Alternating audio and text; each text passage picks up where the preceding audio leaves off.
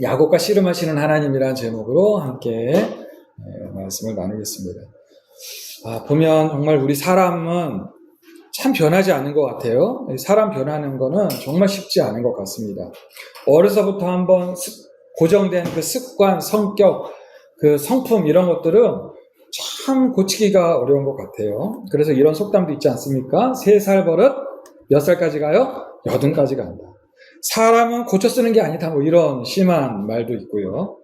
정말 우리 사람이 변하지가 않기 때문에 이런 이야기들이 있는 것이죠. 그것을 우리 하나님도 너무나도 잘 아시는 것 같습니다. 그래서 하나님도 참 우리를 변화시키기 위해서 특별한 방법을 하나님께서 이제 사용하시는데, 어떻게 보면 일종의 충격요법이라도 할 수가 있을 것 같아요. 그 방법이 무엇이냐 하면 고난이라는 방법을 통해서 우리 사람을 변화시키시기를 원하시는 것 같습니다. 우리 사람이 이 고난을 통해서 교만을 꺾게 되고 또 겸손을 배우게 되고 또 우리 안에 참 굳어져 버리는 이 못된 자아, 이런 것들을 버리게 되는 것 같습니다. 고난을 하나님께서 그렇게 사용하셔서 우리를 변화시키시기를 원하신다는 것이죠. 고통의 영성이라는 책이 있습니다. 오래전에 나온 책이긴 한데 필립 얀시라는 그 기독교 서적을 아주 영성 있게 쓰시는 기독교 작가입니다. 그리고 이 폴 브랜드라는 외과 의사 선생님이 계세요. 미국 선생님이신데 1914년에 출생하셨고 2003년에 소천하셨어요. 89세까지 이렇게 사셨어요. 오래된 분이긴 하죠. 이 두 분이 같이 공동으로 쓰신 책이 이 고통의 영성이라는 책입니다. 이 폴 브랜드는 세계적으로 아주 존경받는 외과 의사이시기도 했지만 선교사이기도 하셨어요. 그래서 많은 지역을 다니시면서 선교 활동을 하시면서 치료 사역을 또 이렇게 감당하신 분입니다. 특별히 이제 한센병을 전문적으로 고치신 분이기도 해요. 지금은 이 한센병이 많이 없긴 하지만 8, 90년대까지 굉장히 많이 활동을 하시면서 많은 환자들을 고치신 분입니다. 그러면서 이제 수많은 고통들을 보셨다는 것이죠. 사람이 몸이 아프면 그 고통이 또 얼마나 고통스럽습니까? 또 뿐만 아니라 마음의 고통도 오게 되는 것이고, 또 가족들도 함께 얼마나 많은 고통을 겪습니까? 그러니까 가만히 이 고통들을 보면서 그러한 고통들에는 다 의미가 있더라라는 것입니다. 어느 한센병 환자를 예를 들어서 고통의 의미에 대해서 이제 설명을 하시더라고요. 성경에도 이제 이 한센병, 문둥병이라고 성경에는 나오죠. 예수님도 이제 문둥병 환자들을 많이 고치셨는데 오늘날에는 이 한센병이 거의 없지만 예전에는 아주 흔한 병이었다고 합니다. 특별히 이제 전염이 되는 병이었기 때문에 예전에는 그 한센병 환자들을 모아가지고, 우리나라에도 소록도 아시죠? 소록도에 한센병 환자들을 모아서 치료를 했다고 합니다. 이 한센병이 무서운 것은 이 한센병 세균이 점점 몸의 신경세포를 죽이기 때문이라 무섭다는 거예요. 이게 몸의 통증을 느끼지 못하게 한다는 것이죠. 한 사례를 들어서 이제 설명을 하시는데, 아프리카의 어느 한센병 환자가 이제 잠을 자는데 밤에 잠을 자고 있는 중에 새벽에 쥐가 와가지고 발가락을 뜯어먹었다는 거예요. 그런데 통증을 느끼지 못하니까 아침에 일어나 보니까 발가락 몇 개가 없어졌다는 거예요. 피가 막 철철 흐르고. 그래가지고 이 환자가 그렇게 또 되는 것이 무서워가지고 이제는 쥐가 오면 쫓아내려고 책상에 앉아가지고 촛불을 켜놓고 잠을 자지 않으려고 하다가 그냥 잠을 못 이겨서 그냥 엎드려가지고 잤다고 해요. 그런데 잠을 자는 도중에 그 초가 손가락에 닿아가지고 손가락이 막 타들어갔다는 거예요.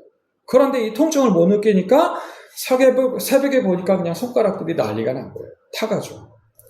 이 한센병 환자를 사례를 들면서 어떤 얘기를 하셨냐 하면, 우리 몸에 통증이 있고 우리가 고통을 느낀다는 것이 얼마나 중요한 것인가라는 것을 설명을 하는 것입니다.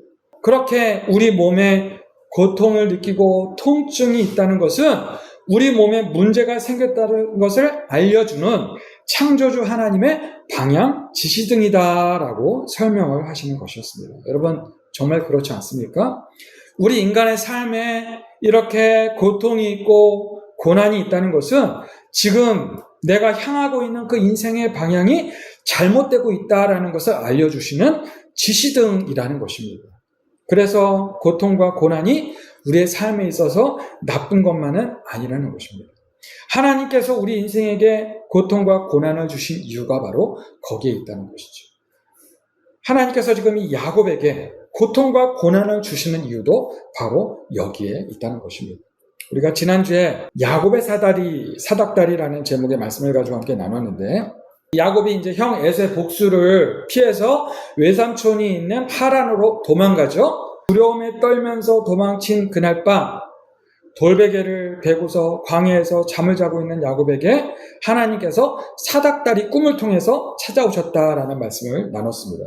보여주실래요? 자, 지난주에 함께 봤죠? 사닥다리. 히브리어로는 이제 술람이라는 단어인데, 이 술람이라는 단어가 하늘로 끝없이 쌓아 올려진 돌계단을 뜻한다라고 말씀을 드렸습니다.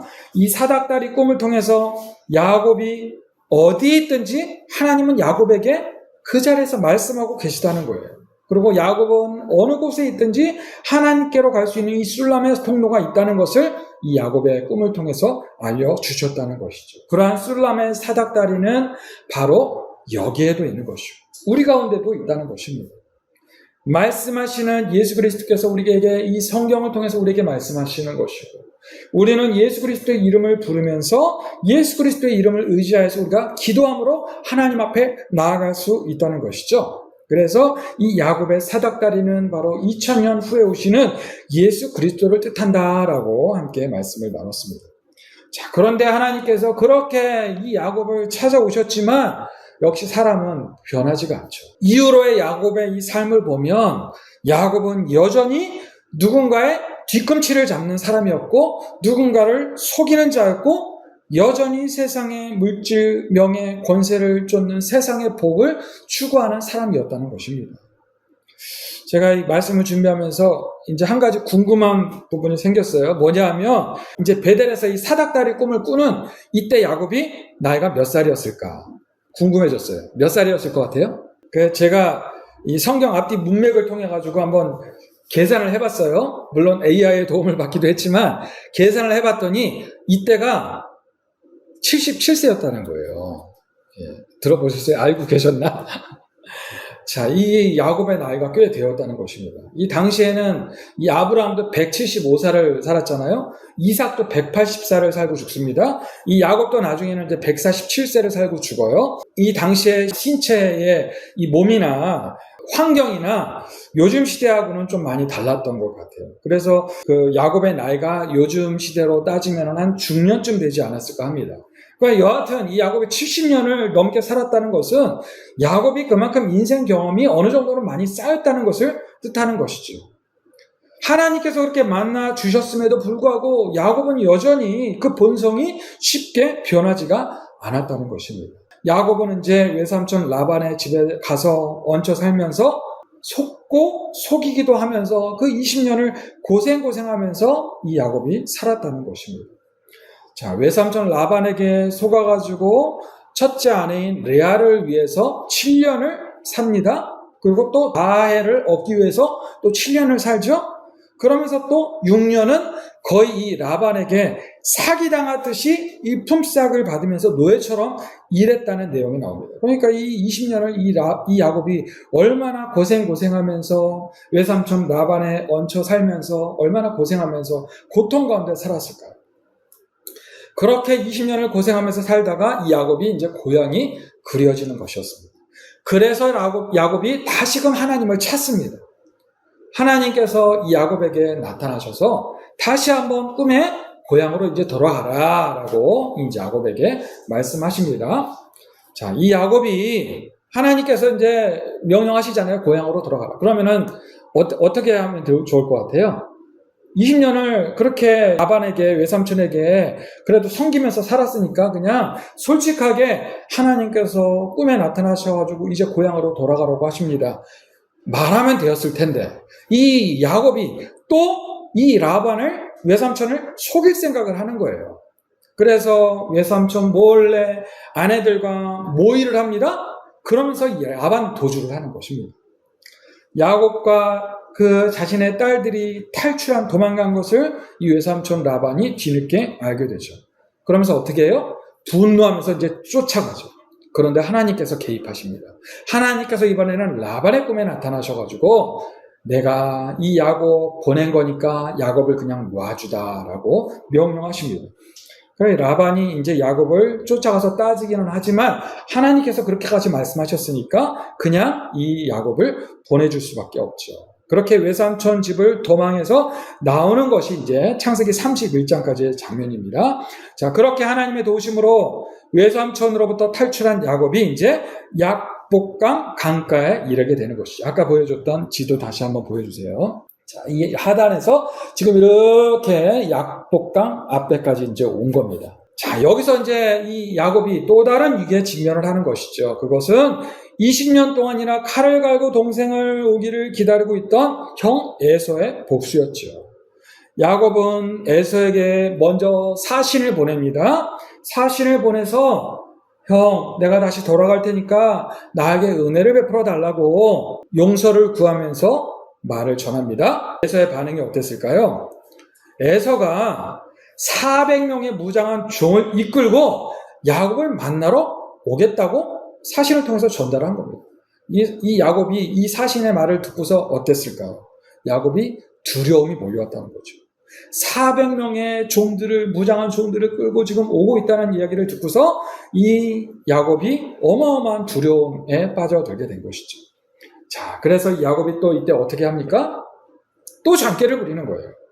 형에 대한 두려움으로 두 가지 잔꾀를 부립니다. 첫 번째는 재산들을 둘로 나눠서 한쪽이 공격을 당하면 다른 한쪽을 도망갈 생각을 합니다. 자, 두 번째로는 염소, 양, 낙타, 황소, 나귀들 뭐 이런 총 자기가 가지고 있는 것들 중에서 아주 좋은 것들을 예물로 총 550마리를 모읍니다. 선별해가지고 이 550마리를 예물로 풍성하게 추려서 형에게 차례로 올려 보낼 생각을 하는 것입니다. 그리고 마지막으로 종들과 또 아내들과 이 아들들로 차례로 이제 형 앞에 이렇게 지나가게 하는 것이죠. 그리고 마지막 이 예물들과 또 자식들을 보고 형 에서의 마음이 풀리면 이 야곱 자신이 형에게 이제 마지막으로 나아가려는 그런 계획을 합니다. 자, 이것이 사실은 어떻게 보면 끝까지 야곱이 잔머리를 굴리는 것이죠. 자신이 먼저 그냥 앞장서가지고 형한테 무릎 꿇고 사죄를 하고 용서를 구하는 것이 아니라 하나씩 보낸 다음에 자식들과 아내를 보낸 후에 마지막으로 나서는 자신만은 끝까지 한번 좀 어떻게 좀 살아보려고 하는 그런 비겁한 잔꾀라고 할 수가 있는 것입니다. 이러면서 이제 형 에서의 마음을 떠보겠다는 것이죠. 형이 어떻게 하는지 이제 분위기를 보겠다는 것이죠. 이렇게 나름대로의 계획을 치밀하게 세우고 먼저는 예물과 가족들을 밤에 은밀하게 약복강을 건너가게 하고 마지막으로 이제 혼자 약복강 그 강가에 남은 것이 14절까지의 말씀인 것입니다. 자, 그런데 이 약복강에서 어떤 사람이 딱 등장을 하는 거예요. 이 야곱이 혼자 그 강가에 밤에 있는데 야곱이 보니까 보통 분이 아닌 것 같아요. 분명히 하나님께서 자신한테 보내신 것 같아요. 그래가지고 이 사람과 갑자기 밤새도록 씨름을 하였다라고 말씀합니다. 이 사람이 누구인지에 대해서는 여러 가지 의견들이 있지만 천사 중에 하나다라는 의견도 있고 신학적인 관점에서는 성육하신 예수 그리스도다라고 보는 것이 보편적인 관점입니다.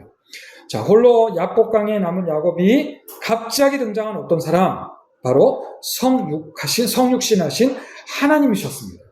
이 야곱이 성육신하신 하나님과 씨름을 하는 것이었습니다. 자, 본문에서는 이 씨름하다라고 번역한 예아베크라는 단어가 있어요.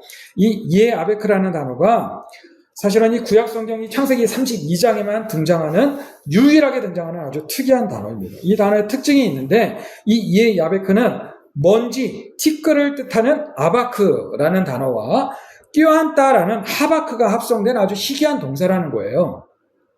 자, 그래서 그 뜻이 먼지라는 티끌이라는 단어와 껴안다라는 단어가 합성한 단어라 그래가지고 어떻게 번역을 했냐 하면 먼지가 나도록 껴안다. 그래서 씨름하다라고 번역을 했다는 것입니다. 갑자기 아무도 없는 밤에 이 약복강 나루에 천사같이 보이는 어떤 특별한 사람이 나타났고 보통 사람이 아니라고 판단한 이 야곱이 이 사람을 놓치면 안 되겠다. 이 사람한테 정말 도움을 구해야 되겠다. 이러한 갈급한 마음이 생겨가지고 이 사람을 꽉 붙잡고 놔주지 않았다는 것입니다. 야곱을 떼놓으려고 몸부림을 쳤지만 밤이 새도록 야곱은 그 사람을 붙잡고 절대 놓지를 않았다는 거예요. 그래서 25절을 보면 자기가 야곱을 이기지 못함을 보고 그가 야곱의 허벅지 관절을 치매 야곱의 허벅지 관절이 그 사람과 씨름할 때 어긋났더라 라고 말씀합니다. 야곱을 이기지 못함을 보고 라는 말은 하나님이 힘이 없어가지고 야곱을 포기시킬 수 없었다라는 것이 아닙니다. 이 하나님께서 이 야곱의 고집, 야곱의 포기할 줄 모르는 그 집념을 하나님께서 보셨다는 것입니다. 그리고 또 야곱의 허벅지 관절이 어긋나도록 쳤다라고 말씀하고 있는데 여기서 쳤다가 이 나가라는 히브리어 단어예요.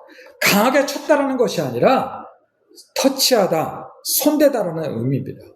우리가 이제 흔히 강하게 딱 쳐가지고 이 허벅지 관절이 어긋나게 됐다 이렇게 우리가 받아들이는데 그런 의미가 아니라는 거예요. 이 하나님께서 살짝 터치를 했더니 이 야곱의 허벅지 관절, 그러니까 어떻게 이 고관절을 의미합니다. 이 고관절이 빠져버렸다는 것입니다.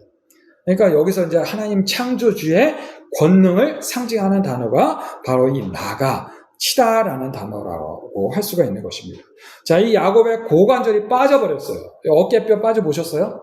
저도 빠진 적이 없는데 이 어깨뼈 빠지면 통증이 굉장히 심하다고 합니다.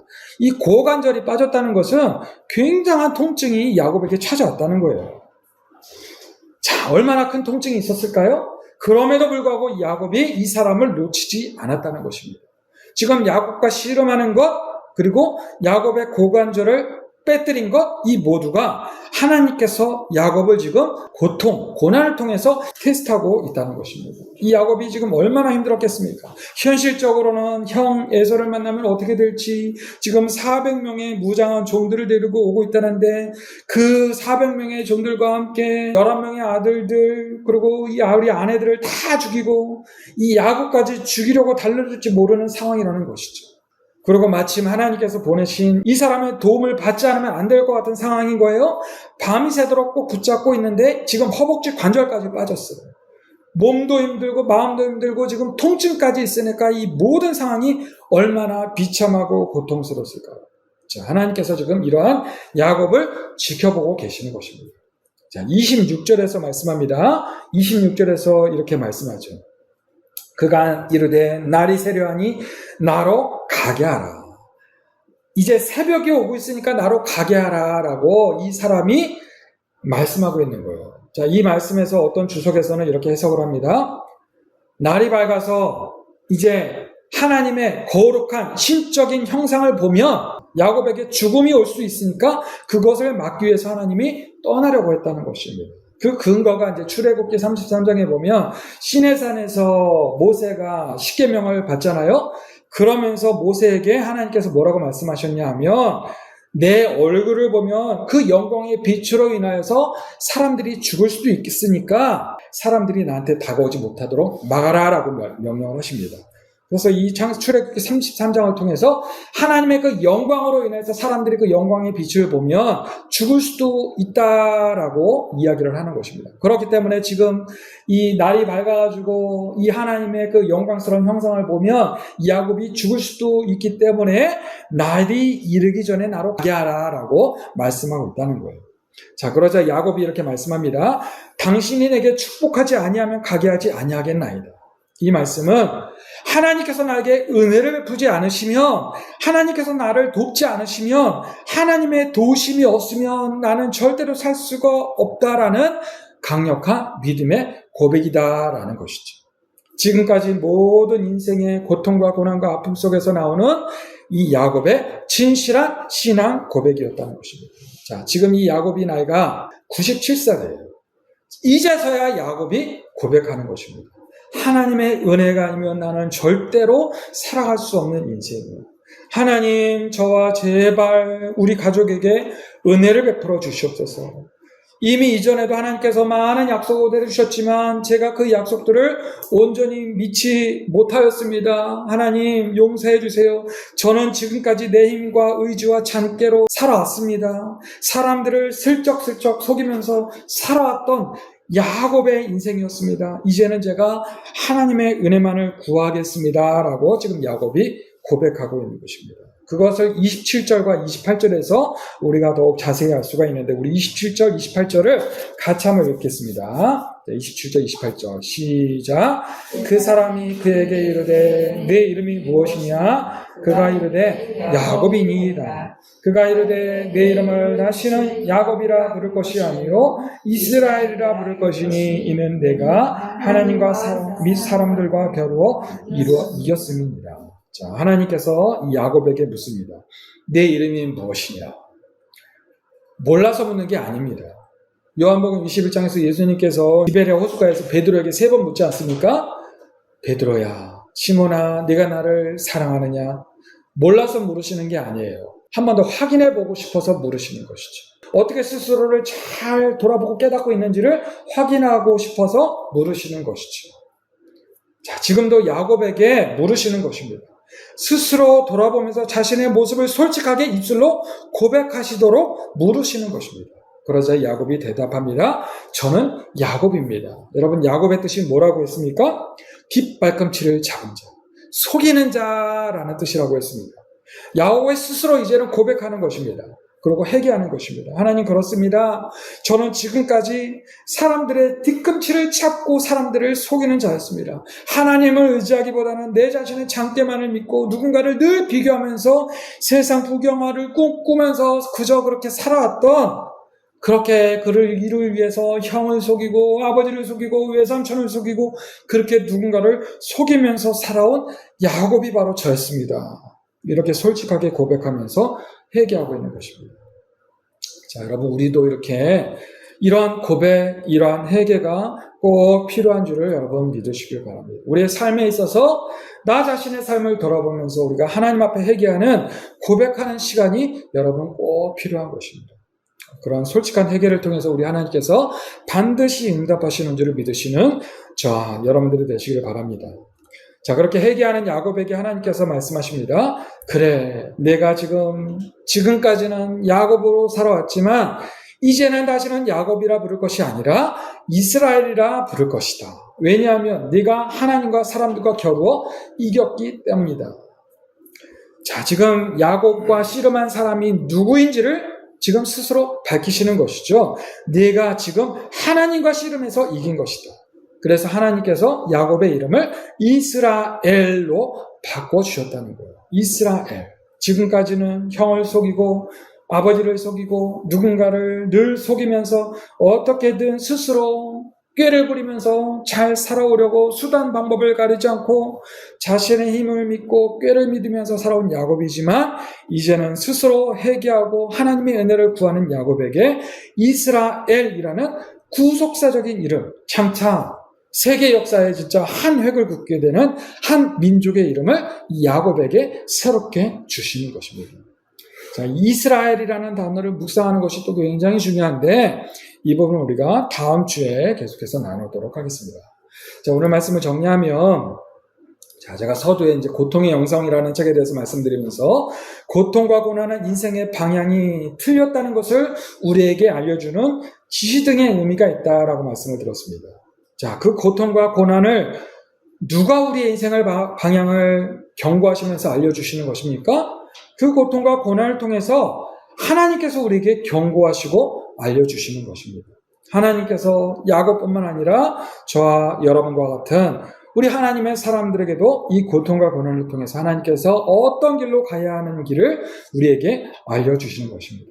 그러므로 이 고통과 고난은 여러분 우리에게는 하나님의 은혜이고 하나님의 축복이 되시는 줄을 믿으시는 저와 여러분들이 되시기를 바랍니다. 하나님께서 야곱에게 오셔서 야곱을 만나주신 것처럼 우리도 반드시 만나주시는 줄을 믿으시길 바랍니다. 그래서 우리가 구해야 하는 것은 이 야곱과 같이 오직 하나님의 은혜인 것입니다. 야곱과 같이 하나님의 은혜가 아니면 지금 이 두려움으로부터, 이 지금 고난으로부터, 이 고통으로부터 빠져나올 수 없다는 믿음이 여러분 우리에게 필요한 것입니다. 그러므로 여러분 이 모든 순간순간 하나님의 은혜를 간절히 구하시는 저와 여러분들이 되시기를 주님의 이름으로 축복합니다. 자, 혹시 어떤 고통과 고난 가운데 계십니까? 그러면 더욱 야곱처럼 하나님의 은혜를 구하셔서 우리 인생의 방향이 완전히 하나님을 향하도록 변화되시는 저와 여러분들이 되시기를 주님의 이름으로 축복합니다. 자, 기도하겠습니다.